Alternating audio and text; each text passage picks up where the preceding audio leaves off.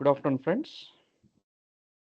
Telugu Prajavani YouTube channel ద్వారా professional courses ఏవైతే ఉన్నాయో CA inter, ICW inter, CS ఇలాంటి కోర్సులన్నిట్లో కూడా ఉన్న సబ్జెక్ట్స్ అనేవి ఈ 2 తెలుగు రాష్ట్రాల్లో ఉన్న స్టూడెంట్స్‌కి ఇంగ్లీష్ అండ్ తెలుగు మిక్స్‌లో బోధన చేద్దాం అని చెప్పి అనుకున్నాం. దానిలో భాగంగా మేము first CA intermediate group 2 paper 5 auditing and ethics అనే సబ్జెక్ట్‌ని స్టార్ట్ చేస్తున్నాం. ఈ ఆడిటింగ్ అండ్ ఎథిక్స్ అనే సబ్జెక్ట్ ఎందుకు తీసుకున్నారు అన్నట్లయితే, ఈ సబ్జెక్ట్‌ని కాస్త ప్రాక్టికల్ ఎక్స్‌పీరియన్స్‌తో, నాలెడ్జ్‌తో ఇందులో ఉన్న కాన్సెప్ట్స్‌ని ఎక్స్‌ప్లెయిన్ చేయడం అనేది కొంచెం టిపికల్ టాస్క్. చాలా తక్కువ సోర్సెస్ ఉన్నాయి. ఉభయ తెలుగు రాష్ట్రాల్లో చెప్పేవాళ్ళు. సో, కొందరు స్టూడెంట్స్ అని రిక్వెస్ట్ చేశారంటే, చెప్తే ఎక్కువగా కంప్లీట్ ఇంగ్లీష్‌లోకెళ్ళిపోతున్నారు. లేక హిందీలో చెప్తున్నారు. ఎనీవే ఎగ్జామినేషన్ అనేది ఇంగ్లీష్‌లోనో, హిందీలోనో రాయాలి తప్పదు. వేరే దారి లేదు. బట్ కాన్సెప్ట్స్ అర్థం చేసుకోవటానికి కాస్త ఇంగ్లీష్ అండ్ తెలుగు మిక్స్ ఉంటే బావుంటుందని చెప్పి కొందరు స్టూడెంట్స్ అడగ్గా, వాళ్ళ కోసం ఈ యొక్క వీడియో చేస్తున్నాం. ప్రస్తుతం మనం డిస్కస్ చేయబోయే ఈ సబ్జెక్ట్‌లో చాప్టర్ 1 ఇవాల్టి క్లాస్‌లో ఒక వీడియోలో పడితే ఒక వీడియోలో, లేకపోతే ఒక 2 వీడియోలుగా దీన్ని రిలీజ్ చేయడం జరుగుతుంది. Thank you for your support. Telugu Prajavani YouTube channel. Please like, share, subscribe మరిన్ని వీడియోల కోసం. సో, ఇప్పుడు మనం ఈ సబ్జెక్ట్‌లోకి వెళ్దాం. ఇందాక మేము చెప్పినట్టుగా సిఏ ఇంటర్మీడియేట్ గ్రూప్ 2లో paper 5 auditing and ethics 100 marks paper ఇది. Theoretical subject. ఈ సబ్జెక్ట్‌లో ఏమి డిస్కస్ చేస్తారు అని అన్నట్లయితే, ఈ సిఏ చార్టర్డ్ అకౌంటెంట్స్ కోర్స్‌లో పాస్ అయిన వాళ్ళు ముఖ్యంగా స్పెండ్ చేసే సమయం ఏదైతే ఉందో అది ఆడిటింగ్‌లో ఉంటుంది. మరి ఈ ఆడిటింగ్ అనేది విత్ ఎథిక్స్ చేయాలి. ఎందుకంటే ఒక చార్టర్డ్ అకౌంటెంట్ యొక్క signature wherever he signs, so that will be having a very good recognition and respect. అతను ఏ content or any matter, volume, value ఏదైతే అతను సర్టిఫై చేస్తారో అది ఆథెంటిక్ అని చెప్పి బయట ప్రపంచంలో నమ్ముతుంటారు. సో, ఆ నమ్మకం అనేది నిలబెట్టాల్సిన బాధ్యత ఈ చార్టర్డ్ అకౌంటెంట్స్ మీద ఉంది కాబట్టి, వాళ్ళ యొక్క duties they have to perform in a ethical manner అనే ఉద్దేశంతో ఈ సబ్జెక్ట్ పేరు ఆడిటింగ్ అండ్ ఎథిక్స్ అని చెప్పారు. ఈ సబ్జెక్ట్‌లో 100 మార్క్స్ పేపర్ ఇది.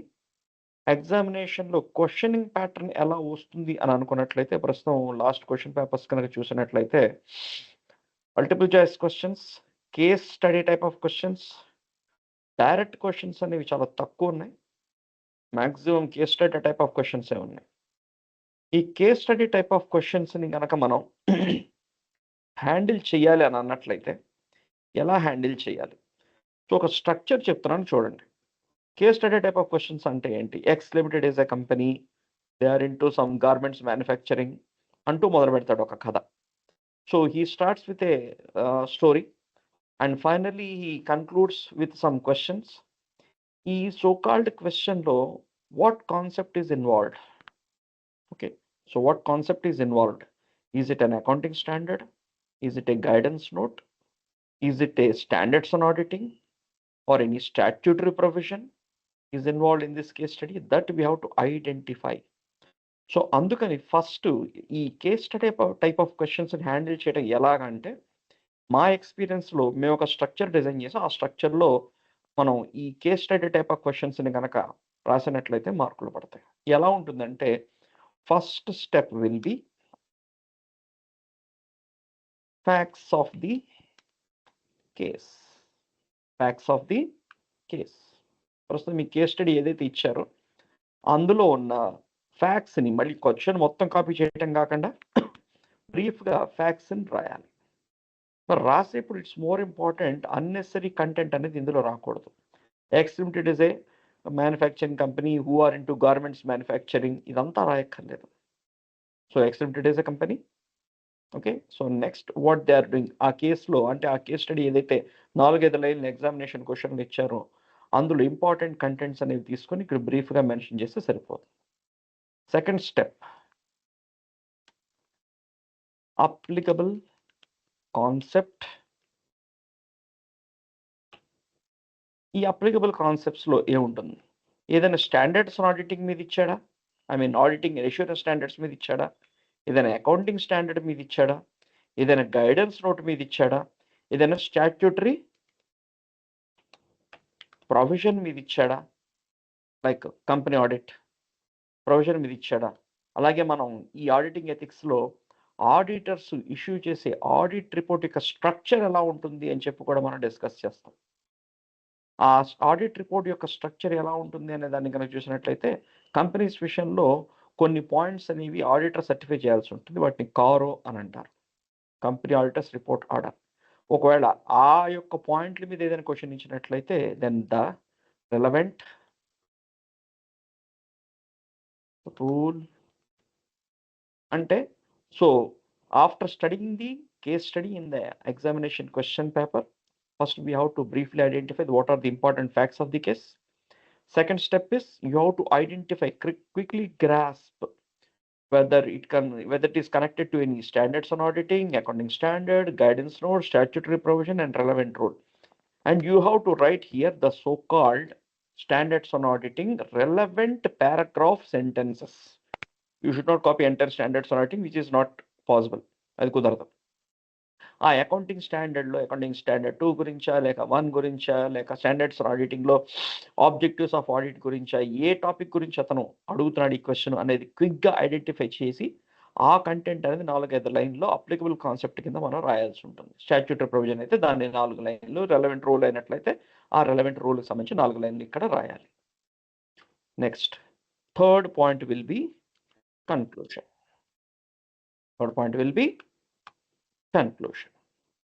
ఈ కన్క్లూషన్లో point number 1 and 2 we are going to mix and we are going to give our answer. This is most important. Suppose the case study asks you, do you agree?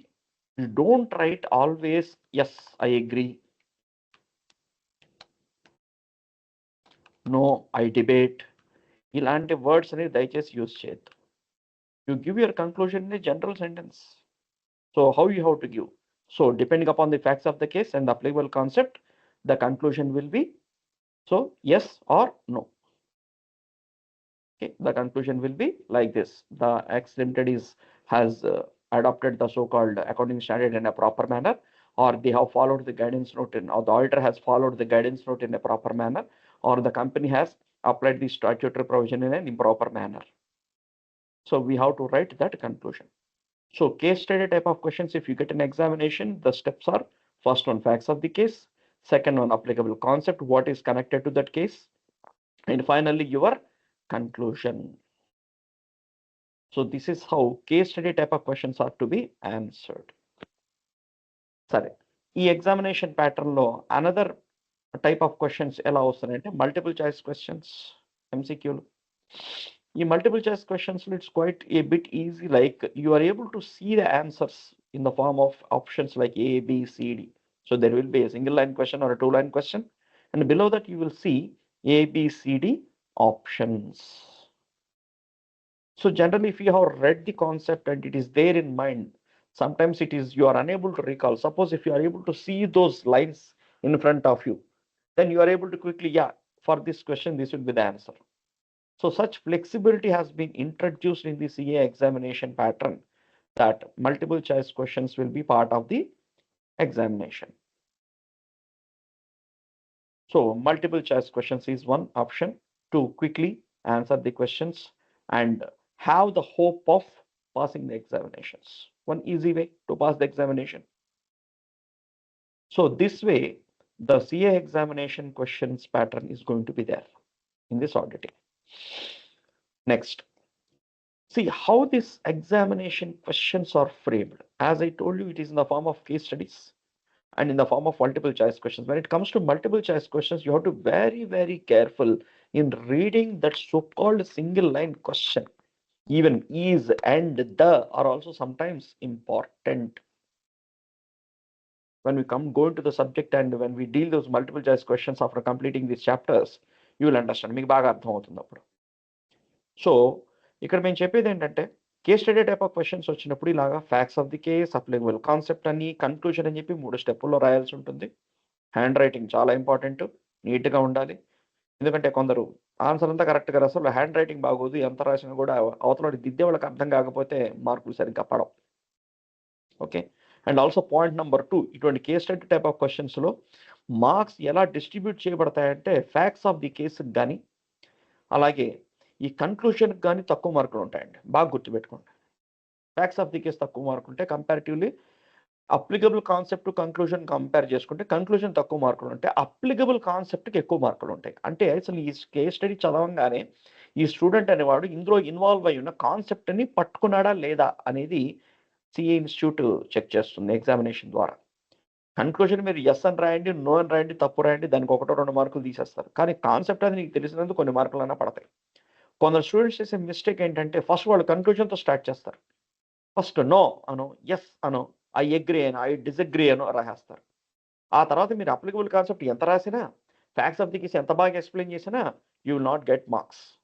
ఎందుకంటే first impression you have killed the person who is evaluating the paper by saying a different wrong conclusion.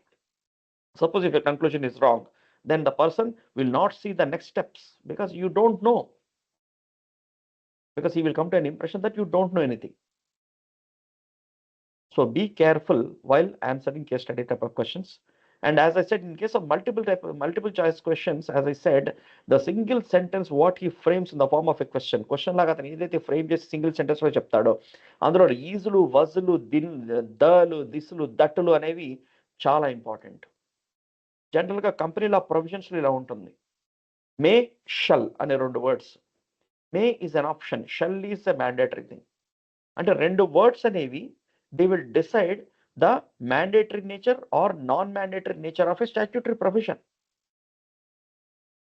Companies యాక్ట్లో ఆడిటర్ని appoint చేయడానికి every company shall appoint an auditor అని ఉంటుంది. ఈ shall అనే ఒక వర్డ్తోనే కంపెనీస్లో ఆడిటర్ అపాయింట్మెంట్ అనేది మ్యాండేటరీ, కంపల్సరీ అనేది డిసైడ్ అవుతుంది. ఇంతమంది ఉపాధి పొందుతున్నారు, ఇంతమంది ఆడిట్లు చేసుకుంటున్నారు, ఇంత ఇన్కమ్ ఇంత వస్తుందంటే ఆ ఒక్క వర్డ్ ఇంతమందికి ఫుడ్ పెడుతుంది అనమాట. సపోజ్ అక్కడ మే అనుంటే, కంపెనీ కెన్ అని అనుంటే, కెన్ అనో మే అనో ఉంటే, ఈ కంపెనీలో ఎవరు ఆడిటర్లు పెట్టుకోరండి. వాళ్ళే అన్ని ప్రిపేర్ చేసేసుకొని గవర్నమెంట్కి ఫైల్ చేస్తారు. బట్ అది కాదు కదా ఇంటెన్షన్, గవర్నమెంట్ యొక్క ఇంటెన్షన్.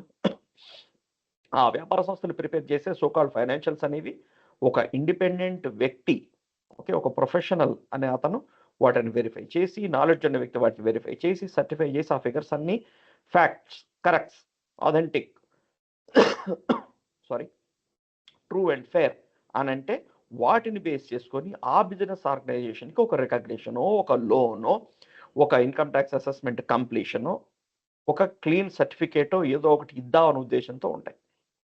సో ఈ ఫినాన్షియల్ స్టేట్మెంట్స్ని ఎందుకు ఆడిట్ చేస్తాం, ఎవరెవరు ఏ పర్పస్లో ఆడిట్ చేస్తాం అనేది మనం తర్వాత చాప్టర్ 1లో డిస్కస్ చేసేప్పుడు డిస్కస్ చేస్తాం. So this is how we have to understand this auditing and ethics theory subject in CA intermediate group 2, which is a paper 5, 100 marks paper. And let us go into the subject. So we have chapter 1. So before going to chapter 1, let me give you the index of the chapters what we have.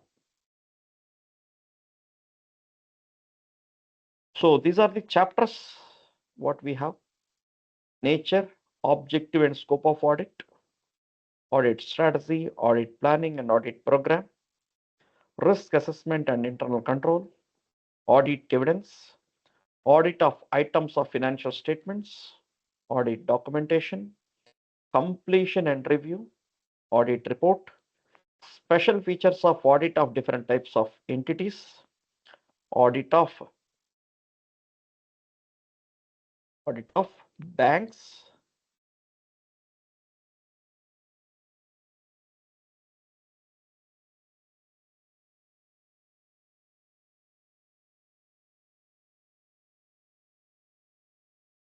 ethics and terms of audit engagements. Brief గా ఈ ఒక్కొక్క చాప్టర్లో ఏమేమి discuss చేస్తాం మనం అనేది బ్రీఫ్గా చెప్తాం. Nature, objective and scope of audit. ఈ చాప్టర్లో ఆడిటింగ్ అనే సబ్జెక్ట్ అసలు దాని యొక్క ఆరిజిన్ ఏంటి, దాని డెఫినేషన్ ఏంటి, ఒక ఆడిటర్ అనే వ్యక్తి ఏ ఆబ్జెక్టివ్తో పనిచేస్తాడు, okay, scope of the audit, audit చేయటం అంటే ఏమేమి చేస్తారు పనులు అనేవి మనం ఈ చాప్టర్ 1లో నేర్చుకుంటాం.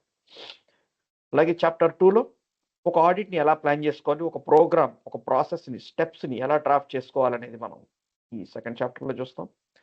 థర్డ్ చాప్టర్లో మీరు ఆడిట్కి వెళ్ళినప్పుడు ఆ ఆర్గనైజేషన్స్లో ఫ్రాడ్స్, ఎర్రర్స్ ఇవన్నీ జరగడానికి ఛాన్స్ ఎంత ఉందనేది ముందుగా మీకున్న ఎక్స్పీరియన్స్తో, నాలెడ్జ్తో అసెస్ చేయడానికి ట్రై చేస్తారు. అక్కడ ఒక డిసిప్లిన్డ్ వే ఆఫ్ వర్కింగ్ ఉందా లేదా అనేది మీరు చెక్ చేయడానికి ట్రై చేస్తారు. అది ఎలా చేయాలి ఏంటనేది చాప్టర్ నెంబర్ 3. చాప్టర్ నెంబర్ 4లో ఆడిట్ ఎవిడెన్స్. ఈ ఫినాన్షియల్ స్టేట్మెంట్స్ మీ అందరికీ తెలుసు, balance sheet, profit loss account, అందులో ఉండే ఇన్కమ్స్, ఎక్స్పెండిచర్స్, అసెట్స్, లయబిలిటీస్, వీటన్నిటిని కరెక్ట్ అని చెప్పి మీరు సంతకం పెట్టాలి అన్నట్లయితే ఏం చూసి సంతకం పెడతారు అంటే, అక్కడ ఉన్న ఫిగర్స్కి సపోర్టింగ్ డాక్యుమెంట్ని దేనిని చూసి మీరు సంతకం పెడతారు, ఎటువంటి ఎవిడెన్స్ చూసి మీరు సంతకం పెడతారు, ఆ ఎవిడెన్స్కి ఉండాల్సిన ఫీచర్స్ ఏంటి అనేది మనం ఈ చాప్టర్ నెంబర్ 4లో డిస్కస్ చేస్తాం. Audit of items of financial statements. Income statement, profit loss account స్టేట్మెంట్స్లో ఉండే వేరియస్ హెడ్స్ని, రెవెన్యూ ఐటమ్స్ని, ఎక్స్పెండిచర్ ఐటమ్స్ని, అసెట్ ఐటమ్స్ని, లయబిలిటీ ఐటమ్స్ని ఎలా ఆడిట్ చేయాలి, స్టెప్స్ ఏంటి అనేది chapter number 5. Chapter number 6 audit documentation. Audit అనే వ్యక్తి వన్స్ ఈ take up this audit engagement work, what working papers, what documents he has to maintain, he has to take from the so-called organization అనేవి ఈ chapter number 6లో చెప్తారు. ఎందుకంటే మీరు work అనేది కరెక్ట్గా చేశారు, థరోగా వెరిఫై చేశారు, ఆ సోకాల్డ్ కాన్సెప్ట్ని, ఫైనాన్షియల్ ఫిగర్స్ని, వాటన్నిటిని అనేది ప్రూవ్ చేసేది మీ యొక్క డాక్యుమెంటేషన్, వర్కింగ్ పేపర్స్ అనేవండి. అలాగే 7 and 8 are connected. Completion and review. Audit పూర్తి చేస్తారు, మీ యొక్క కమెంట్స్ రివ్యూ చేస్తారు, మేనేజ్మెంట్తో డిస్కస్ చేస్తారు. ఫైనల్గా వాళ్ళు ఇచ్చిన రిప్లైని బేస్ చేసుకొని మీరు ఒక ఆడిట్ రిపోర్ట్ అనేది తయారు చేస్తారు. ఆ ఆడిట్ రిపోర్ట్ యొక్క స్ట్రక్చర్ ఎలా ఉండాలి, ఏమిటి, ఏం ముందు రాయాలి, ఏది తర్వాత రాయాలి, అక్కడ రాయవలసిన లాంగ్వేజ్ ఎలా ఉండాలి, దాని ఫార్మాట్ ఏంటి, ఇదంతా కూడా మనం ఈ చాప్టర్ నెంబర్ 8లో డిస్కస్ చేస్తాం. అలాగే special features of audit of different entities. Hospitals ఎలా ఆడిట్ చేయాలి, హోటల్స్ ఎలా ఆడిట్ చేయాలి, అలాగే ఒక మ్యానుఫ్యాక్చరింగ్ ఆర్గనైజేషన్స్ ఎలా ఆడిట్ చేయాలి, ఎడ్యుకేషన్ ఇన్స్టిట్యూషన్స్ ఎలా ఆడిట్ చేయాలి, ఇలాంటివన్నీ కూడా డిఫరెంట్ టైప్ ఆఫ్ ఎంటిటీస్ని ఎలా ఆడిట్ చేయాలనేది ఈ చాప్టర్ నెంబర్ 9లో చూస్తాం. 10 most important and very good income source for the chartered accountants, audit of banks. బ్యాంకుల యొక్క ఆడిట్. బ్యాంక్ ఆడిట్స్ అనేవి ఎలా ఉంటాయి, మీరు సిఏ కోర్స్ పూర్తి చేసిన తర్వాత, సిఏ ఫైనల్ కంప్లీషన్ అయిపోయి మీరు సర్టిఫికేషన్ తీసుకొని ప్రాక్టీస్ పెట్టిన తర్వాత కొంతకాలానికి మీరు బ్యాంక్ ఆడిట్ చేయడానికి ఎలిజిబిలిటీస్ అనేవి వస్తాయి. ఈ బ్యాంక్ ఆడిట్ అంటే ఏమిటి? రిజర్వ్ బ్యాంక్ ఆఫ్ ఇండియా మన దేశంలో ఉన్న నేషనలైజ్డ్ బ్యాంక్స్, గవర్నమెంట్ బ్యాంక్స్ ఏవైతే ఉన్నాయో వీటన్నిటిని, వాటి యొక్క బ్రాంచెస్ని అన్నిటిని తీసుకొని number of banks divided by number of chartered accountants ఇలా వేసి ప్రతి చార్టెడ్ అకౌంటెంట్కి ఈ బ్రాంచెస్ అనే వాటిని పంచి ఆ బ్రాంచ్లకు వెళ్ళి ఆడిట్ చేసి, అంటే ఒక సంవత్సరం ట్రాన్సాక్షన్స్ అని ఆడిట్ చేసి రిపోర్ట్ ఇవ్వండి అని చెప్పి ఆర్బీఐ వాళ్ళు ఆడిటర్స్కి ఇస్తారు అసైన్మెంట్స్.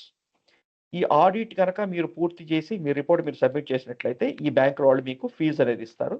ఆ ఫీజు అనేది ఆ బ్రాంచ్ యొక్క లోన్స్ అండ్ అడ్వాన్సెస్ అని బట్టి, అంటే వాళ్ళు ఇచ్చిన లోన్లను బట్టి ఆ యొక్క ఫిగర్ మీద ఒక్కొక్క పర్సంటేజ్ గాను, అలాగే ఒక ఫిక్స్డ్ గాను డిసైడ్ చేస్తూ ఉంటారు. ట్రావెలింగ్ ఖర్చులు అవన్నీ కూడా ఇస్తారు. అంటే మనం చార్టెడ్ అకౌంటెంట్స్ కోర్సు పాస్ అయితే మనకి ఉపాధి అనేది ఎలా ఉంటుంది అంటే, రకరకాల ఉపాధులు అనేవి ఉన్నాయి. ఇదిగో టీచింగ్ ఫీల్డ్లోకి రావచ్చు, అలాగే ప్రాక్టీస్ పెట్టి ఆడిటర్గానే సెటిల్ అవ్వచ్చు, ట్యాక్స్ కన్సల్టెంట్గా సెటిల్ అవ్వచ్చు, ఉద్యోగాలకు వెళ్ళొచ్చు. అలాగే ఇదిగో ఈ బ్యాంక్ ఆడిట్లు అనేవి కనుక వచ్చినట్లయితే ఇవి మంచి income source. Minimum 3 to 4 lakhs per annum అనేది ఈ బ్యాంక్ ఆడిట్లో వస్తుందండి. ఏది, ఈ గవర్నమెంట్ ఇచ్చే, ఈ ఆర్బీఐ వాళ్ళు ఇచ్చే బ్యాంక్ ఆడిట్లోనే మినిమం 3 to 4 lakhs అనేది యావరేజ్న ఒక చార్టెడ్ అకౌంట్ అనేవాడు ఇన్కమ్ ఎర్న్ చేయొచ్చు. ఆ పని కూడా ఎన్ని రోజులు ఉంటుందంటే ఒక 12 నుంచి 15 రోజులు, మహా అయితే 20 రోజులు, అంతకు మించి వర్కే ఉండదని. ఈ 20 రోజులకే you will get around 3 to 4 lakhs per annum. అంటే ఒక రకంగా చెప్పాలంటే నెలకు ఒక 25,000-30,000 ఇన్కమ్ అనేది సిఏ ఇన్స్టిట్యూట్ వాళ్ళే ఈ యొక్క కోర్సుకి గౌరవించి మీకు ఇచ్చేస్తున్నారు. ఇక ఆ పైన మీరు ఎంత సంపాదించుకుంటే అంత మీ యొక్క నాలెడ్జ్తో, ఎథిక్స్తో. అందుకనే point number 11 is more important, ethics and terms of audit engagement. ఎంత ఈ 10 చాప్టర్లు కూడా మనం చదువుకొని ఎంత ఆడిటర్ అయినా ఎంత గొప్పవాళ్ళమైనా కూడా ధర్మో రక్షతి రక్షత, ధర్మం అనేది పాటించాల్సిందే. అలాగే సత్యం అనేది చెప్పాలి. చార్టెడ్ అకౌంటెంట్ నమ్మేదే ఆయన నిజాలు చెప్తాడని చెప్పి, కాబట్టి అబద్ధాలు అనేవి చెప్పకూడదు, అబద్ధాన్ని సర్టిఫై చేయకూడదు. ఫ్రాడ్స్ అండ్ ఎర్రర్స్ అనే వాటిని మనం బయటకు చూపించాలి, ఎక్స్పోజ్ చేయాలి. పబ్లిక్ యొక్క కాన్ఫిడెన్స్ అనేది మనం గెయిన్ చేయాలి. అందుకని ఈ 11th చాప్టర్లో ఎథిక్స్ అనే వాటిని గురించి ఎక్కువగా హైలైట్ చేసి చెప్తారు.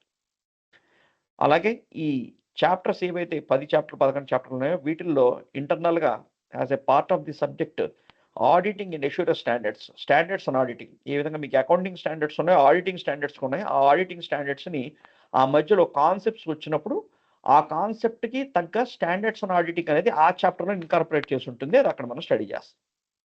ఇది టోటల్గా ఆడిటింగ్ అండ్ ఎథిక్స్కి సంబంధించిన ఓవర్ వ్యూ. సో క్విక్గా మనం చాప్టర్ 1లోకి ఎంటర్ అవుతాం. చాప్టర్ 1 పేరేంటండి? Nature, objective and scope of audit. Chapter number 1 CA intermediate auditing and ethics. So మా టీచింగ్ స్టైల్ అంతా కూడా ఏదో బోర్డులు వేసేసి అక్కడ ఒక డబ్బాలు రాసేసి వాటి కింద చార్ట్లు గీసేసి 50 మార్కులు వేసేసి ఇదిగో దీని కనెక్షన్ దీని కనెక్షన్ అనే ఉద్దేశంతో ఉంటుందండి. ఎందుకంటే ఎగ్జామినేషన్లో మీరు చార్ట్లు బొమ్మలు వేస్తే ఎవరు మార్కులు వేయరు. అక్కడ మీరు కాన్సెప్ట్ రాయాలి, ఇంగ్లీష్ సెంటెన్సెస్ రాయాలి. సో మా స్టైల్ ఆఫ్ టీచింగ్ ఎలా ఉంటుంది అంటే, ఇదిగో మీ ముందు మెటీరియల్ కనిపిస్తుంది. ఈ మెటీరియల్ ఏదైతే ఉందో దీనిలో ఉన్న సెంటెన్సెస్ అనే వాటిని మేము స్టడీ చేసి మీకు అనుకూలంగా ఉండేలాగా ముఖ్యమైన పాయింట్లన్నీ ఇందులో వచ్చేలాగా ప్రిపేర్ చేసి పెట్టాం. సో ఈ ముఖ్యమైన పాయింట్లు, ఈ సెంటెన్సెస్, ఈ వర్డ్స్ అనేవి మాత్రమే మీరు ఎగ్జామినేషన్లో రీప్రొడ్యూస్ చేయాలి. బొమ్మలు చార్ట్లు వేస్తే మార్కులు పడవు. కాబట్టి మీరేం చేయాలి? ఈ కాన్సెప్ట్ మేము ఎక్స్ప్లెయిన్ చేస్తున్నప్పుడు ఒక పెన్నో పెన్సిలో ఏదో ఒకటి, ఒక మార్కర్ లాంటిది ఏదో ఒకటి పెట్టుకొని మీరు దీన్ని ఫాలో అవుతూ ఆ సెంటెన్సెస్ని జాగ్రత్తగా అబ్జర్వ్ చేస్తూ, అంటే ముందు మేము చదువుతాం, చదివి దాన్ని ఎక్స్ప్లెయిన్ చేస్తాం, దానికి రెలవెంట్గా ఉండే ఎగ్జాంపుల్స్ అనేవి మేము మీకు ఇస్తాం. సో వాటిని ఆ సెంటెన్స్ చదివేప్పుడు శ్రద్ధగా ఆ సెంటెన్స్ని మీరు చదవండి. ఆ వర్డ్స్ ఏవైతే మేము స్ట్రెస్ చేసి గట్టిగా ఒత్తి చెప్తామో వాటిని రాసుకోవడానికి ప్రయత్నం చేయండి. మీ నోట్స్ అనేది మీరు ప్రిపేర్ చేసుకోండి. ఈ వీడియో ఎటు ఉంటుంది, ఎక్కడికి వెళ్దు. సో మీ నోట్స్ మీరు కనుక ప్రిపేర్ చేసుకున్నట్లయితే ఇంపార్టెంట్ వర్డ్స్తో అప్పుడు కాన్సెప్ట్ అనేది గుర్తుంటుంది. సో ఇందులో chapter 1 nature, objective and scope of audit. ఇందులో let us see the introduction. See, ఈ వరల్డ్లో shareholders, banks, financial institutions, గవర్నమెంట్లు, ట్రేడ్ యూనియన్లు, ఇన్సూరెన్స్ కంపెనీలు, అలాగే ఇన్వెస్టర్స్, సామాన్య జనం, వీళ్ళందరూ కూడా ఒక వ్యాపార సంస్థ యొక్క ఫినాన్షియల్ స్టేట్మెంట్స్ అనగా balance sheet, profit loss account అనే వాటిని చూసి ఆ కంపెనీ యొక్క పరిస్థితి ఎలా ఉంది, హెల్దీగా ఉందా లేక ఆ కంపెనీ అనేది పెర్ఫార్మెన్స్ సరిగ్గా లేదా అనేది they will take decisions. So audited financial statements, so they try to provide confidence on what the financial statements, and they provide confidence to whom? The users of the financial statements. సరే financial statements అది మీరు ఏం చేసుకుంటారండి అన్నట్లయితే decisions తీసుకుంటాం. మీరు కనుక share holder అయినట్లయితే ఆ కంపెనీ యొక్క బ్యాలెన్స్ షీట్ అనేది చూసి అందులో అది కనుక లాభాలు నడుస్తూ ఉన్నట్లయితే అందులో పెట్టుబడి పెడతా ఉంటారు, ఆ కంపెనీ షేర్లు కొనుక్కుందాం అని అనుకుంటారు. బ్యాంకులో వాళ్ళైతే లోన్లు ఇద్దామా వద్దా అనేది ఆలోచిస్తారు. అలాగే గవర్నమెంట్లు అన్నట్లయితే మీకు ఏదైనా గ్రాంట్లు, సబ్సిడీలు ఇద్దామా వద్దా అని ఆలోచిస్తారు. అలాగే ఇన్కమ్ ట్యాక్స్ డిపార్ట్మెంట్ వాళ్ళు, జీఎస్టీ వాళ్ళు మీరు ట్యాక్స్లు కరెక్ట్గా కడుతున్నారా లేదా, మీ ఫిగర్స్ అన్ని కరెక్ట్గా ఉన్నాయా లేదా అనే వాటి కోసం ఈ ఫినాన్షియల్ స్టేట్మెంట్స్, ఆడిటెడ్ ఫినాన్షియల్ స్టేట్మెంట్స్ని యూజ్ చేసుకుంటారు. ఇక ట్రేడ్ యూనియన్స్ వాళ్ళు ఈ ఫినాన్షియల్ స్టేట్మెంట్స్ అనే వాటిని ముందు పెట్టుకొని మేనేజ్మెంట్తో వాళ్ళ యొక్క బోనస్ని, ఇంక్రిమెంట్ని నెగోషియేట్ చేస్తారు. అలాగే ఇన్సూరెన్స్ కంపెనీస్ అనే వాటిని కూడా మీ యొక్క ఫినాన్షియల్ స్టేట్మెంట్స్ అనే వాటిని చూసి మీ యొక్క ఇన్సూరెన్స్ క్లెయిమ్స్ అనే వాటిని అప్రూవ్ చేయాలా వద్దా అనేది డిసైడ్ చేసుకుంటారు. ఇలాగా ఈ financial statements, balance sheet, profit loss account, cash flow statements, schedules ఏవైతే మీరు ప్రిపేర్ చేస్తారో ఒక ఆర్గనైజేషన్ విషయంలో వాటన్నిటిని కూడా ఒక చార్టర్డ్ అకౌంటెంట్, సిఏ పూర్తి చేసి ప్రాక్టీస్లో ఉన్న ఒక వ్యక్తి వాటిని వెరిఫై చేసి వాటిని చెక్ చేసి అతను వాటిని కరెక్ట్గా ఉన్నాయి, ఆథెంటిక్గా ఉన్నాయని చెప్పి సంతకం పెట్టి సర్టిఫై చేస్తాడు. ఆ సర్టిఫై చేయబడిన ఫినాన్షియల్ స్టేట్మెంట్స్ యొక్క సెట్ ఏదైతే ఉందో వాటిని ఆడిటెడ్ ఫినాన్షియల్ స్టేట్మెంట్స్ అని అంటారు. కాబట్టి ఇందాక నుంచి ఆడిట్ అంటున్నారు. ఈ వర్డ్ ఓకే. కానీ అసలు ఈ ఆడిట్ అనే పదం ఎక్కడి నుంచి వచ్చింది? దీని యొక్క బేస్ ఆరిజిన్ ఏంటి అని అన్నట్లయితే ఆడిటింగ్ ఈస్ ఫౌండ్ ఇన్ కౌటిల్యాస్ అర్థశాస్త్ర. ఎవరి కౌటిల్య, ఏమిటి అర్థశాస్త్రం? కౌటిల్య అంటే మీ అందరికీ బాగా తెలిసిన పేరే చాణక్య అని అంటుంటారు. అర్థశాస్త్రం అంటే ఎకనామిక్స్. చాలా మంది ఈ ఎకనామిక్స్ సబ్జెక్ట్ అనేది ఏదో ఫారిన్ సబ్జెక్ట్ ఎవరెవరో రాశారు అనుకుంటారు. కానీ అర్థశాస్త్రం అనేది భారతదేశం మందే. దాన్ని చాణక్యుడు అనే ఆయన రాశారు. నిజానికి చాణక్యుడు కూడా రాయలేదండి. వాళ్ళ నాన్న ఆచార్య చణకుడు అని ఉండేవాడు. ఆయన కాన్సెప్ట్స్ రాసే ఈ కౌటిల్య చాణక్య అనే దాన్ని ఇంకా ఎలాబరేట్ చేశాడు 4th సెంచరీ బీసీలో. సో అందులో ఆయన ఒక అకౌంటింగ్ ఇయర్, ఫినాన్షియల్ ఇయర్ అనేది ఒకటి ఉండాలని, అంటే మనం ఇప్పుడు ఫాలో అవుతున్న ఏప్రిల్ టు మార్చ్ అను, అలాగే ఒక closure of accounts. Closure of accounts అంటే ఏంటి? ఒక పీరియడ్కి ప్రాఫిట్ లాస్ అకౌంట్ అనేది వేయటం, ఒక పీరియడ్ ఎండ్లో వచ్చే అసెట్స్ అండ్ లయబిలిటీస్ యొక్క పొజిషన్ చూసి బ్యాలెన్స్ షీట్ అనేది వేయటం, వాటిని ఈ ఆర్గనైజేషన్తో సంబంధం లేని ఒక ఇండిపెండెంట్ పర్సన్ చేత, ఒక వేరే వ్యక్తి చేత, థర్డ్ పార్టీ చేత ఆడిట్ చేయించి, ఓకే, వాటన్నిటిని కూడా సర్టిఫై చేయించి ఈయన చూశారు కాబట్టి ఈయన ఓకే బాగుందని అన్నారు, లేక బాగాలేదని అన్నారో దాన్ని బట్టి మన డెసిషన్స్ అనేవి ఉండేవి. సో ఈ word audit, where is the origin of this word audit? It is from a Latin word called ఆడేర్. ఆడేర్ అనే ఒక లాటిన్ పదం నుంచి వచ్చింది. దాని అర్థం ఏంటంటే టు హియర్, వినటం. అదేంటండి ఈ రోజుల్లో వినటం ఏమిటి మాకు అర్థం కాలేదు. ఆడిటింగ్ అంటే ఇదిగో పెన్సిళ్ళు పెన్నులు పుట్టుకొని ఫినాన్షియల్ స్టేట్మెంట్స్ అనే వాటి మీద టిక్కులు కొట్టడం, ఆ బిల్లులు వాటన్నిటి మీద టిక్కులు కొట్టడం, స్టాంపులు వేయటం, అది కదా అని అన్నట్లయితే, ఇప్పుడంటే పేపర్లు పెన్నులు వచ్చాయి కానీ ఒకప్పుడు అంతా కూడా ఓరల్గానే ఉండేది. ఎంత పెద్ద లెక్కలైనా ఓరల్గా చెప్పేసేవాళ్ళు. సో పూర్వపు రోజుల్లో good old days people and this third parties who are called auditors used to listen and give their opinion. So respecting that word audio, hear, so the word is kept as auditing.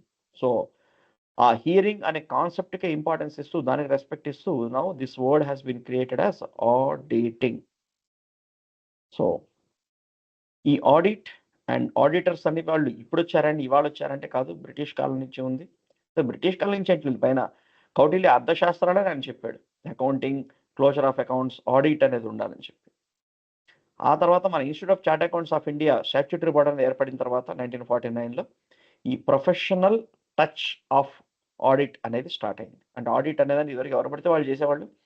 ఇప్పుడు ఈ institute start అయిన తర్వాత మాత్రం ఇదిగో ఈ examination qualify అయిన వ్యక్తి, అనగా మంచి నాలెడ్జ్ ఉన్న వ్యక్తి, ఒక షార్ప్ అండ్ నైఫ్ లాంటి వాడు, అటువంటి వ్యక్తి, నాలెడ్జ్లో షార్ప్ అండ్ నైఫ్ లాంటి వాడు, అటువంటి వ్యక్తి దీన్ని ఆడిట్ చేస్తే బాగుందని చెప్పి ఎగ్జామినేషన్ అనేది దాన్ని కండక్ట్ చేయటం, క్వాలిఫై అయిన వ్యక్తిని చార్టర్డ్ అకౌంటెంట్ని పిలవటం, so he is going to be the auditor అని చెప్పడం అనేది నడుస్తుంది. బయట ప్రపంచంలో ఆడిట్లు చేసేవాళ్ళు ఉన్నారు, కానీ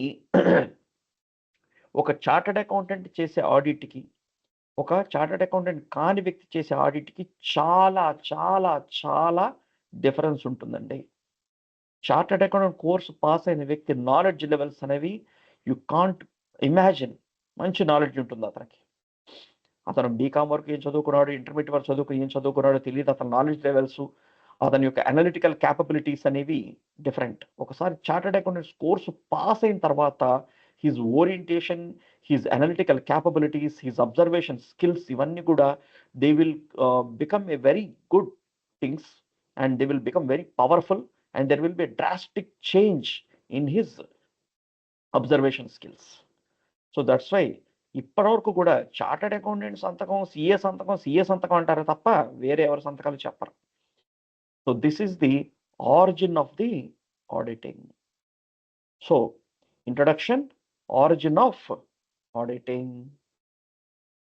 ఎగ్జామినేషన్లో మీకు ఇంట్రొడక్షన్ మీద పెద్ద క్వశ్చన్స్ ఏమి రావు. ఆరిజిన్ ఆఫ్ ఆడిటింగ్లో కాన్సెప్ట్స్ చెప్పారు కాబట్టి ఇదిగో ఈ కౌటిల్యాస్ అర్థశాస్త్రం మీద క్వశ్చన్ వస్తే రావచ్చు. ఆడిట్ అంటే అర్థం ఏమిటనే సింపుల్ క్వశ్చన్ వస్తే రావచ్చు. Now let us understand the definition of auditing, meaning and nature of auditing. Most important definition. ఈ డెఫినేషన్ నేను 3 సార్లు చదువుతాం, జాగ్రత్తగా వినండి. ఇందులో ఉన్న అక్షరం every letter, every character is an important thing. So దీన్ని ఎప్పుడు మర్చిపోకూడదు, లైఫ్ లాంగ్ గుర్తుపెట్టుకోవాలి డెఫినేషన్ అనే దాన్ని. సో ఒకసారి చదువుదాం. An audit is an independent examination of financial information of any entity, whether profit oriented or not, and irrespective of its size or legal form. When such an examination is conducted with a view to expressing an opinion thereon. Mallokasari. An audit is an independent examination of financial information of any entity, comma, whether profit oriented or not, and irrespective of its size or legal form. When such an examination is conducted with a view to expressing an opinion thereon. Full stop. So let us understand these sentences and words. So what you are going to do? Yes, you are going to do an audit. And what is it? An independent examination. An independent. A independent ఎందుకు కాదు? An independent ఎందుకు అనాలి? General English knowledge. ఓవెల్తో కనుక start అయినట్లయితే an అనేది వస్తుంది. A E I O U ఒక simple English principle అది. An independent examination. Sir examination అనొచ్చు కదా, why they are calling as independent examination? As I told you earlier, the financial information is going to be examined by an independent third party who is no way connected to that entity or the organization. So that's why it has to be done with independence. Independence అనే వర్డ్కి తర్వాత మనకి discussion వస్తుంది, ఒక కాన్సెప్టే ఉంది దాని మీద.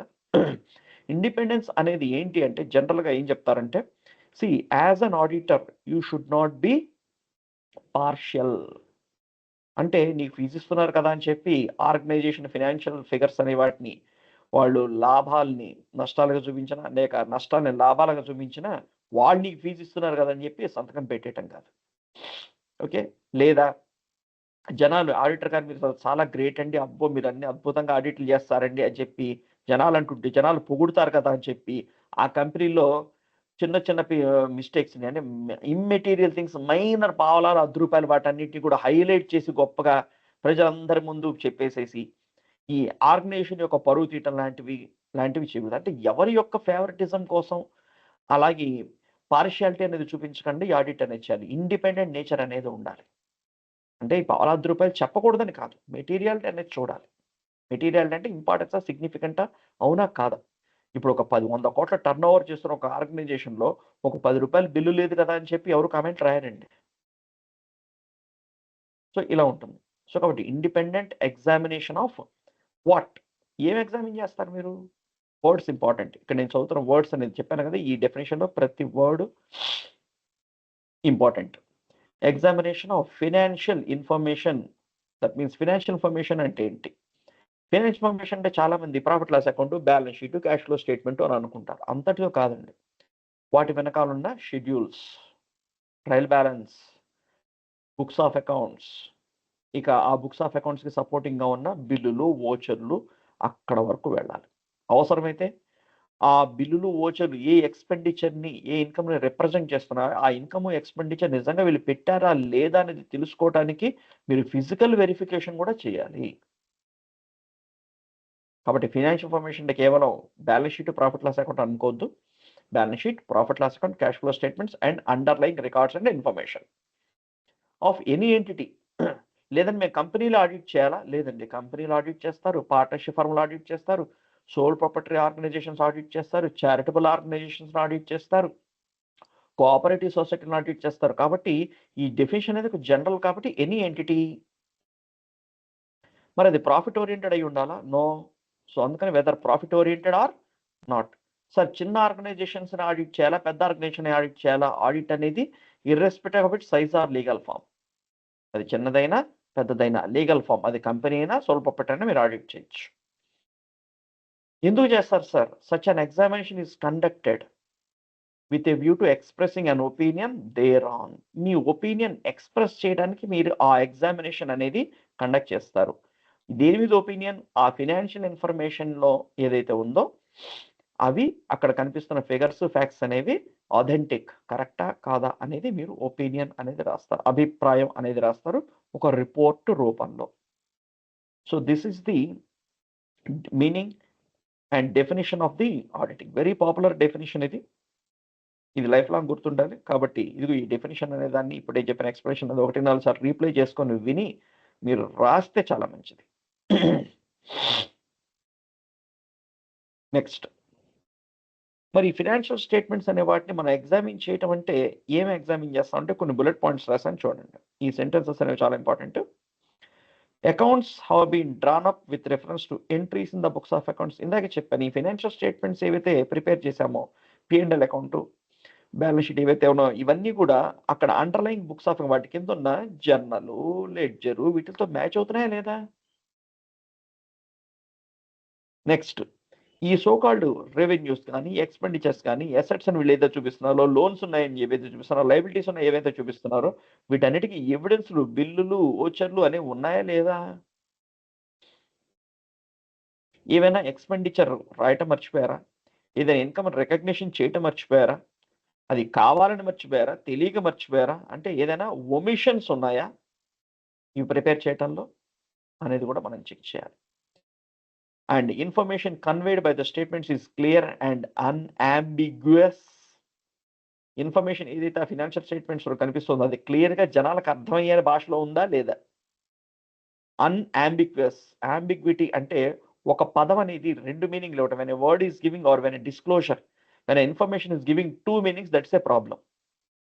అలా ఉండకూడదు. So information must be giving only single meaning, single decision, single point, unambiguous. Next, financial statements amounts are properly classified, described, disclosed in conformity with accounting standards. Companies విషయంలో ఫినాన్షియల్ ఇన్ఫర్మేషన్ అనగా balance sheet, profit loss account అనే వాటిని ఎలాగ prepare చేయాలనేది ఫార్మాట్లు ఇచ్చారు. Insurance కంపెనీలు, electricity company, ఇలా కంపెనీలు ఏవైతే ఉన్నాయో బ్యాంకులు, వీటన్నిటికీ కూడా ఒక స్టాండర్డ్ ఫార్మాట్ అనేది ఉంది. సో ఈ ఫార్మాట్ అనేది ఏదైతే ఉందో ఈ ఫార్మాట్ని ఆ అకౌంటింగ్ స్టాండర్డ్స్, ఆ స్టాట్యూటరీ ప్రొవిజన్స్ ప్రకారమే ప్రిపేర్ చేశారా లేదా? ఫర్ ఎగ్జాంపుల్, రెవెన్యూ అనేది మనం revenue from operations, other income అని క్లాసిఫికేషన్ చేసి చూపించాలన్నప్పుడు అలా క్లాసిఫై చేసి చూపించారా లేదా? అంటే వీళ్ళు బిజినెస్ చేయడం ద్వారా ఎంత ఇన్కమ్ వచ్చింది, బిజినెస్ సంబంధం లేకుండా అదర్ ఇన్కమ్ ఎంత వచ్చింది, ఏమిటి అదర్ ఇన్కమ్, ఏమిటి రెవెన్యూ ఫ్రమ్ ఆపరేషన్స్ అని అన్నట్లయితే ఒక హాస్పిటల్ తీసుకుందాం. ఒక హాస్పిటల్కి రెవెన్యూ ఫ్రమ్ ఆపరేషన్స్ అనేవి ఏమి ఉంటాయి అని కనుక చూసినట్లయితే, ఇదిగో ఈ పేషెంట్స్ వాళ్ళు కట్టే ఫీజులు అవన్నీ. మరి అదర్ ఇన్కమ్ ఏముంటుంది అన్నట్లయితే, వాళ్ళు బ్యాంకులో ఫిక్స్డ్ డిపాజిట్లు కనుక వేసుకున్నట్లయితే దాని మీద వడ్డీలు వచ్చినట్లయితే అది అదర్ ఇన్కమ్. అదేంటండి, జనాలు ఇచ్చిన డబ్బుల్ని వాళ్ళు ఫిక్స్డ్ డిపాజిట్లు వేసుకుంటే వచ్చినాయి కదా అంటే, ఎస్, అది కూడా ఒక రకంగా ఆపరేటివ్ ఇన్కమే ఇండైరెక్ట్గా. కాకపోతే క్లాసిఫికేషన్ ఎలా చూపిస్తామంటే రెవెన్యూ ఫ్రమ్ ఆపరేషన్స్ అని, వాటిని అదర్ ఇన్కమ్ అని చెప్పి చూపిస్తాం. అందుకని properly classified, described, revenue from operations అని క్లియర్గా రాశారా లేదా? లేక ఆర్ఈవి అని రాసి వదిలేశారా? లేక ఆర్ఓ అని రాశారా? So description is important. Disclosed ఎక్కడ రాశారండి? ఒక ఫార్మాట్ ఇచ్చాం కదా, ఆ ఫార్మాట్ ప్రకారం క్లాసిఫై చేసి పెద్ద అక్షరాలతో కనపడేలాగా రాశారా? అంటే ప్రాపర్గా డిస్క్లోజ్ చేశారా లేదా? As per accounting standards. ఏమిటి అకౌంటింగ్ స్టాండర్డ్స్? ఇవన్నీ మీరు అకౌంటింగ్ సబ్జెక్ట్లో చదువుతారు. అకౌంటింగ్ స్టాండర్డ్స్లో డిస్క్లోజర్స్ అని ఒక పారాగ్రాఫ్ ఉంటుంది. అంటే అకౌంటింగ్ స్టాండర్డ్ మీరు ఫాలో అయ్యారు, ఫాలో అయినప్పుడు బుక్స్ ఆఫ్ అకౌంట్స్లో, ఫినాన్షియల్ స్టేట్మెంట్స్లో అకౌంటింగ్ స్టాండర్డ్ మీరు ఫాలో అయినట్టుగా ఏ ఇన్ఫర్మేషన్ డిస్క్లోజ్ చేయాలి, ఎలా చేయాలి అనేది ఆ అకౌంటింగ్ స్టాండర్డ్స్లో డిస్క్లోజర్ రిక్వైర్మెంట్స్లో చెప్తారు. మీరు ఆడిట్ చేసి సర్టిఫై చేస్తున్నవి ఆర్గనైజేషన్ కనుక ఈ అకౌంటింగ్ స్టాండర్డ్స్ అప్లై అవుతాయి అని అన్నట్లయితే ఆ అకౌంటింగ్ స్టాండర్డ్లో చెప్పినట్టుగా డిస్క్లోజర్స్ రాశారా లేదా అనేది ఆడిటర్గా మీరు చెక్ చేయాలి. కంపెనీస్ విషయంలో అకౌంటింగ్ స్టాండర్డ్స్ అనేవి మ్యాండేటరీగా ఫాలో అవ్వాలి కదా. And last one, the statement of accounts presents A true and fair picture of the operational results and of the assets and liabilities. True and fair, ఈ words చాలా చాలా important auditing ప్రొఫెషన్లో. ఈ true and fair ఒకప్పుడు ఎలా ఉండేవంటే true and correct picture of operational results. Operational results అంటే profit loss account అండి, and of assets and liabilities అంటే బ్యాలెన్స్ షీట్ అండి. ట్రూ అండ్ కరెక్ట్ పిక్చర్ అని రాసేవాళ్ళండి వర్డ్స్. కొందరు ఏమన్నారంటే ఏమంటే ట్రూ అండ్ కరెక్ట్ అంటే అర్థం ఏమిటి? Double certification. ట్రూ నిజం, కరెక్ట్, అబ్బో కరెక్ట్ అని. కానీ ఆడిటర్‌గా అక్కడున్న ఫినాన్షియల్ స్టేట్మెంట్స్‌లో ఉన్న ఫిగర్స్‌ని 100% కరెక్ట్ అని సర్టిఫై చేసే అంత సమయం, ఇన్ఫర్మేషన్ మీకు దొరుకుతుందా అని చెప్పి తర్వాత చాలామంది ఆలోచించారు. వాళ్ళేమన్నారంటే ఇంపాసిబుల్ కదండీ! ఎందుకంటే ఆడిట్ అనేది నువ్వు 10 రోజుల్లో పూర్తి చేయాలంటావు. ఉదాహరణకు మీరు బ్యాంక్ ఆడిట్‌కే ఎళ్లారనుకోండి. బ్యాంక్ ఆడిట్‌కే ఎళ్లారనుకోండి. సంవత్సరం ట్రాన్సాక్షన్స్‌ని 10 రోజుల్లో పూర్తి చేయాలి మీరు. 10 రోజుల్లో సంవత్సరం ట్రాన్సాక్షన్స్‌ని వాటన్నిటిని వెరిఫై చేయాలంటే 10 రోజుల్లో పూర్తవుతుందా? అలాంటి చోట్ల మీరేం చేస్తారు? రాండమ్‌గా శాంపిల్ బేసిస్ మీద కొన్ని ట్రాన్సాక్షన్స్ చూసి సర్టిఫై చేస్తారు. అన్నీ బానే ఉన్నాయని. మరి మీరు చూడని ఏరియాలో మిస్టేక్స్ ఉంటే? మరి ఇక్కడ ట్రూ అండ్ కరెక్ట్ అని రాసేస్తున్నారు కదా! మరది అబద్ధమవుతుంది కదా! అని అన్నప్పుడు కొందరు పెద్దలు ఆలోచించి ఏమన్నారంటే కొన్ని కోర్ట్ జడ్జిమెంట్‌లో ఈ కరెక్ట్ అనే పదం పక్కన పెట్టి let us replace true and fair. Fair. అంటే కరెక్ట్ అనేది ఎంత ఖచ్చితంగా చెప్తుందో, ఫెయిర్ అనేది కరెక్ట్ అని చెప్తుంది గానీ, కొంచెం లైటర్ వేలో చెప్తుంది. అందుకని true and fair picture of operation results and assets and liabilities అవి నువ్వు సర్టిఫై చేస్తే చాలు. సో, ఈ డిస్కషన్‌లోనే మీరు ఆడిటింగ్ అనే ఒక వర్క్‌లో ఏం చేస్తారు అనేది వచ్చేసింది జాగ్రత్తగా అబ్జర్వ్ చేస్తే చూడండి. సో, మీరేం చేస్తారు ఫైనాన్షియల్ ఇన్ఫర్మేషన్ ఆఫ్ ది ఆర్గనైజేషన్‌ని ఒక థర్డ్ పార్టీగా ఎగ్జామిన్ చేసి, అవి చిన్న ఆర్గనైజేషన్ అయినా, పెద్ద ఆర్గనైజేషన్ అయినా, ప్రాఫిట్ ఉన్నా, లేకపోయినా మీరు ఒక ఒపీనియన్ అనేది రాస్తారు. ఏం ఒపీనియన్ రాస్తారు? దేని మీద రాస్తున్నారు అన్నట్లయితే అక్కడ ఫైనాన్షియల్ స్టేట్మెంట్స్ అనే వాటిని కరెక్ట్‌గా ఎంటర్ చేశారు. వాటికి సపోర్టింగ్స్ అనేవి, ఎవిడెన్స్‌లనేవి, బిల్లులు, వోచర్‌లు అనేవి ఉన్నాయి. వేటిని మర్చిపోలేదు, వదిలేయలేదు, ఫ్రాడ్‌లు ఎళ్ళలేదు, జరగలేదు. అలాగే ఇన్ఫర్మేషన్ అనేది ప్రాపర్‌గా క్లాసిఫై అయింది. డిస్క్రైబ్ చేశారు. లాంగ్వేజ్ కూడా చదివేవాడికి అర్థమవుతుంది. ఎక్కడ ఏది చూపించాలో అనగా రెవెన్యూ ఏరియాలో రెవెన్యూ చూపించాలి. ఎక్స్‌పెండిచర్ పార్ట్‌లో ఎక్స్‌పెండిచర్ చూపించాలి. అలాగే అసెట్స్ పార్ట్‌లో అసెట్స్‌ని చూపించాలి. లయబిలిటీస్‌లో లయబిలిటీస్ చూపించాలి. అలాగే డిస్క్లోజ్ చేశారా లేదా? క్లాసిఫికేషన్ బావుందా లేదా?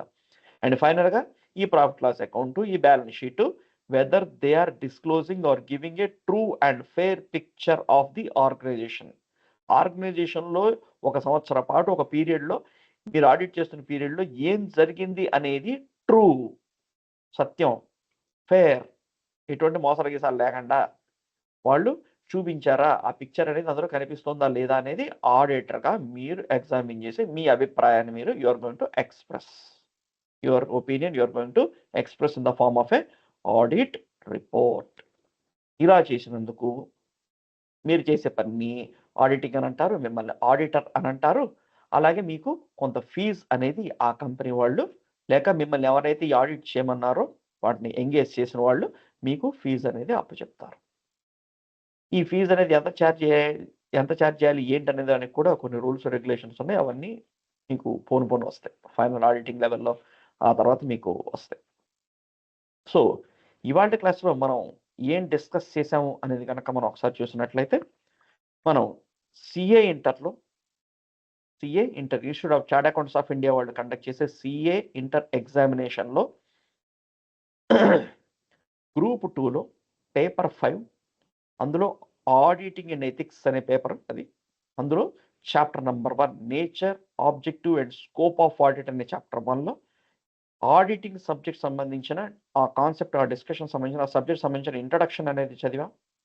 Origin of auditing. ఈ ఆడిటింగ్ అనే పని, వర్క్ అనేది అసలు ఎక్కడి నుంచి పుట్టింది? ఈ పదం ఎక్కడి నుంచి పుట్టింది? అలాగే institute of chartered accountants of India వాళ్ళు ఈ ప్రొఫెషన్‌ని రెగ్యులేట్ చేసే బాడీ అని మనం తెలుసుకున్నాం. అలాగే ఆడిటింగ్ యొక్క డెఫినిషన్ అనే దాన్ని మనం నేర్చుకున్నాం. దాన్ని అనలిటికల్‌గా అనలైజ్ చేసి మరి మనం చదివాం. ఇప్పుడు ఈ ఒక్క పేజే తీసుకుందాం. ఈ ఒక్క పేజ్‌లో ఉన్న దాంట్లో మీకు ఎటువంటి విధంగా మల్టిపుల్ చాయిస్ క్వెషన్స్ రావచ్చు? ఎటువంటి విధంగా కేస్ స్టడీస్ రావచ్చు అని అనుకున్నట్లయితే మల్టిపుల్ చాయిస్ క్వెషన్స్ అనేవి ఇలా రావచ్చు. ఒక్క చిన్న ఎగ్జాంపుల్ చూడండి.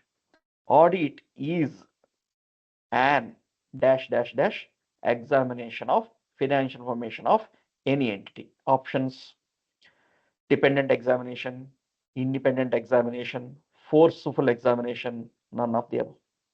సో, ఇక్కడ మీరు ఏ వర్డ్ చూజ్ చేసుకుంటారు? ఇండిపెండెంట్. నెక్స్ట్ ఒక మల్టిపుల్ చాయిస్ క్వెషన్స్ టిపికల్‌గా ఎలా రావచ్చు? ఫర్ ఎగ్జాంపుల్ ఎలా ఉంటుందంటే కరెక్ట్ ఆర్ ఇన్‌కరెక్ట్ క్వెషన్స్ అన్నమాట.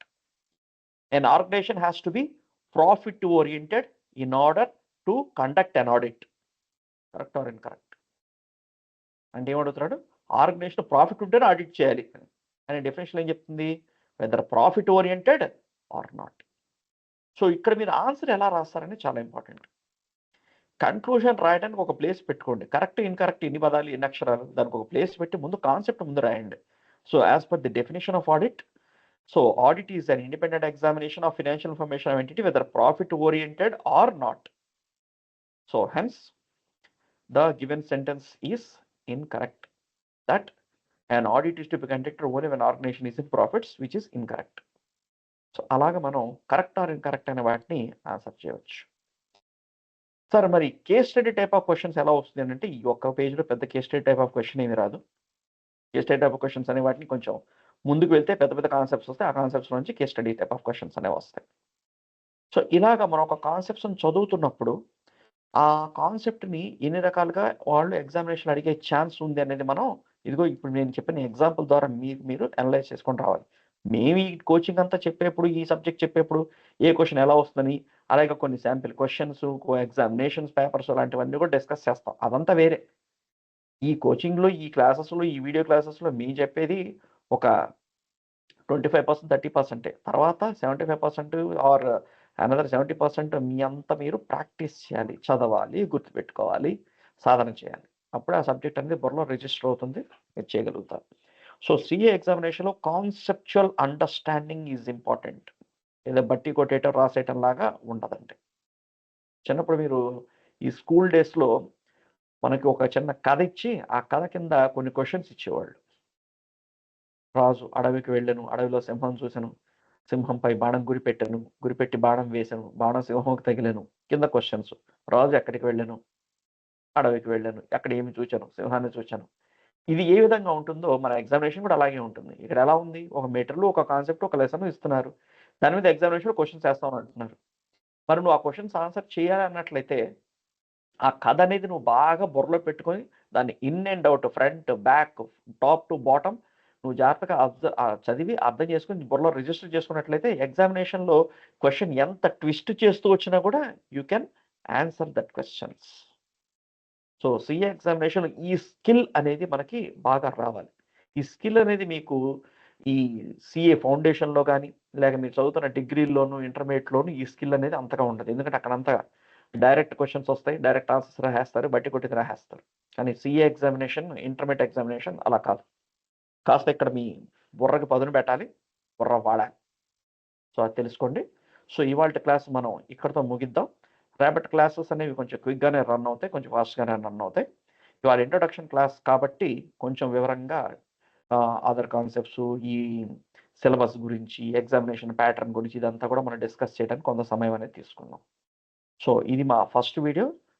So CA intermediate auditing and ethics paper 5 group 2 100 marks paper, CA intermediate chapter number 1 class number 1. Thank you very much. As I told you, please like, share, subscribe.